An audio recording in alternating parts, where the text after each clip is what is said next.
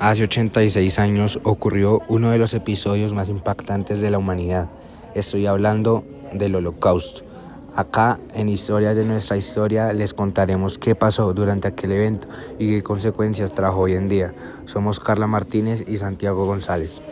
El Holocausto fue el exterminio masivo de judíos y otros grupos sociales por parte del régimen nazi. Se aproxima que fallecieron alrededor de 6 millones de personas en campos de concentración. Ahora se preguntarán, ¿qué eran los campos de exterminio nazi? Por eso vamos a entrevistar a nuestra invitada Ana Frank. Ella tuvo que vivir, siendo solo una adolescente, el terror y la poca humanidad del exterminio nazi en los campos de concentración.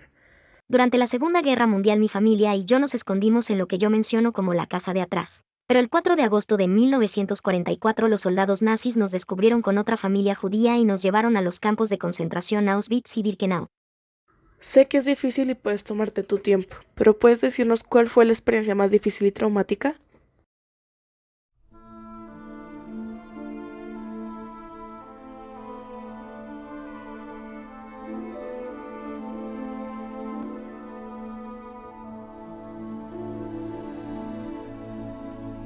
Pasábamos hambre, y solo puedo describirte a esos campos como una completa tortura. Era un completo sufrimiento.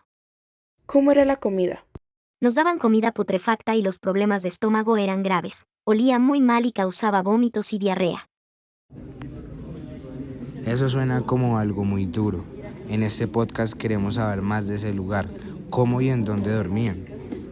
Dormíamos en barracas. En las barracas habían 5 personas o más cuando en realidad solo podían caber 1 o 2. Al lado estaban los baños en donde teníamos que vaciar nuestros propios desechos. Era algo asqueroso. El mayor miedo era que en algún momento nos dijeran que nos iban a bañar y en realidad nos llevaban a unos cuartos donde nos liberan un veneno para ratas. Eso causaba una muerte lenta y dolorosa. Nuestro mayor miedo era que gracias a eso no podríamos volver a ver a nuestros familiares y amigos.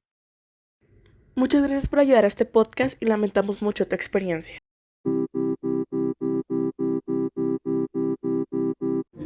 Bueno, vamos con una entrevista muy especial. Nos remontamos a 1945 y 1949, donde se ejecutaron los juicios de Nuremberg. Y acá en Historias de nuestra historia vamos a hablar con Robert H. Jackson, quien fue muy importante al dar el proceso legal a los crímenes de guerra nazi.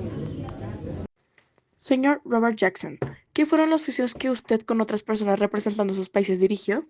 Los juicios de Nuremberg fueron una serie de tribunales militares internacionales celebrados después de la Segunda Guerra Mundial de 1945 a 1946 para juzgar a los principales líderes nazis por crímenes de guerra, crímenes contra la humanidad y genocidio.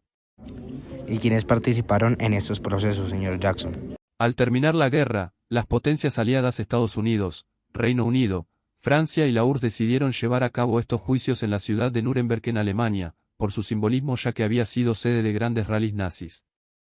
¿Podemos saber por qué se consideran tan importantes?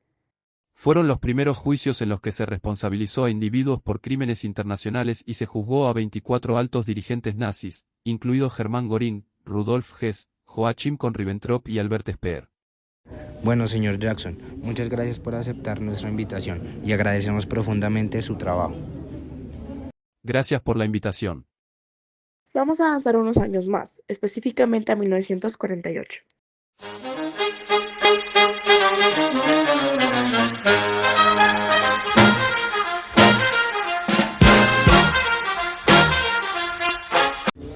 También queremos presentarles al señor René Cassin, que fue el presidente de Francia, quien redactó el primer borrador de la declaración. Charles Malik, el representante del Líbano y presidente de la Tercera Comisión de la Asamblea General. Tenemos también a Peng Hun-Chen, representante de China y vicepresidente de la Comisión.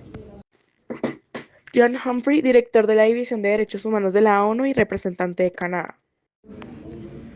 Y por último, tenemos a Hernán Santa Cruz, quien fue el representante de Chile. Entonces, señorita Leonor, ¿qué consecuencias trajo el Holocausto en la Declaración de los Derechos Humanos? Quisiera empezar con algo muy importante que es el reconocimiento de la dignidad humana como fundamento. En el artículo 1 de la Declaración redactamos que todos los seres humanos nacen libres e iguales en dignidad y derechos. El Holocausto demostró las consecuencias de la deshumanización sistemática, por lo que quisimos enfatizar que ningún grupo puede ser excluido de sus derechos. Bien, señor René Cassin, ¿Usted puede mencionar sobre cómo el Holocausto aportó a cómo se redactó la declaración en cuanto a la discriminación? En el artículo 2 mencionamos que toda persona tiene todos los derechos y libertades sin distinción de raza, color, sexo, idioma, religión, opinión política, etc. El nazismo se basó en una ideología de supremacía racial como el antisemitismo, persecución de gitanos, discapacitados, etc., por lo que en la declaración se buscó erradicar toda forma de discriminación. Quisiera preguntar al señor Charles Malik, ¿qué relación tiene el Holocausto con el derecho a la vida, libertad y seguridad? Para responder a la pregunta voy a citar el artículo 3 de la Declaración que dice que todo individuo tiene derecho a la vida, a la libertad y a la seguridad de su persona. Lo tomo como una respuesta directa a los asesinatos en masa como los campos de exterminio y las ejecuciones sumarias. Señor Peng Hun Chang, ¿qué nos puede decir al respecto de la prohibición de la tortura y los tratos inhumanos? Nadie debería ni debe sometido a torturas ni a penas o tratos crueles, inhumanos o degradantes. Hago referencia en los experimentos médicos nazis, trabajos forzados y torturas en campos de concentración.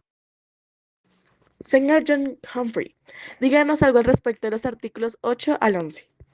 En los artículos 8 al 11 hablamos del derecho a la justicia y al debido proceso. Esto se refiere al derecho a recurrir ante tribunales, presunción de inocencia, prohibición de leyes retroactivas. Los juicios de Nuremberg mostraron la necesidad de castigar crímenes contra la humanidad y evitar la impunidad. Bien, y por último, señor Hernán Santa Cruz, ¿qué piensa usted del reconocimiento de la responsabilidad internacional?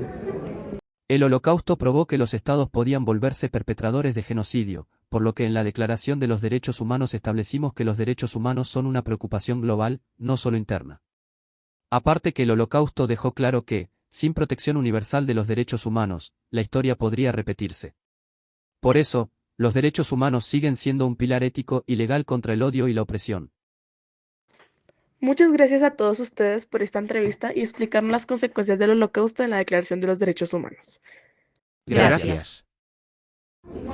Ahora, vamos con un dilema sobre el racismo y la discriminación. You're a teacher at high school with very diverse group of students. One day, during a group activity, a student makes a racist comment toward another student. The target student looks upset but doesn't say anything. The rest of the class is silent, and the student who made the comment laughs it off as a joke. You know that addressing it publicly could embarrass the student and possibly cause tension, but ignoring it might send the message that such behavior is acceptable. Now, what should you do? Do you address comment immediately in front of the class or wait to speak to the students privately afterward? What are the consequences of each choice?